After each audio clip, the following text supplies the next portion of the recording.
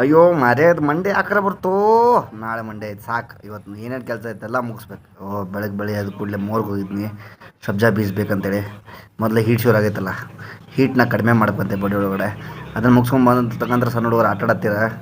ಆಯ್ತು ನಾ ಆಟ ನೋಡ್ಕೋತ ನಿಂತ್ನಿ. ಯಾಕೊಂಡಿದ್ದು ಬರೋಂಗ ಅನ್ಸುತ್ತೆ ಮಕ್ಕೊಂಬಿಟ್ನಿ. ಹೊಳ್ಳಿ ಅಂತಂದ್ರೆ ರಾತ್ರಿ ಆಗಿರ್ಬೇಕು. ಆಯ್ತು ಎದ್ದು ಒಂದು ಸ್ವಲ್ಪ ರೋಲ್ ತಿನ್ನಕಂತೇಳಿ ಹೊರಗೆ ಹೋಗಿದ್ನಿ. ಸೊ ಅದಕ್ಕೆ ಅಂಟಿಗೆ 2 ಪನ್ನೀರ್ ರೋಲ್ ಮಾಡ ಅಂತ ಹೇಳಿದ್ನಿ. ಅದನ್ನ ಒಂದು ಸ್ವಲ್ಪ ವಿಡಿಯೋ ಮಾಡ್ಕೊಂತ ನಿಂತ್ನಿ ಏನೇನು ಮಾಡ್ತಾರೆ ಹೇಗೆ ಮಾಡ್ತಾರೆ ಅಂತೇಳಿ.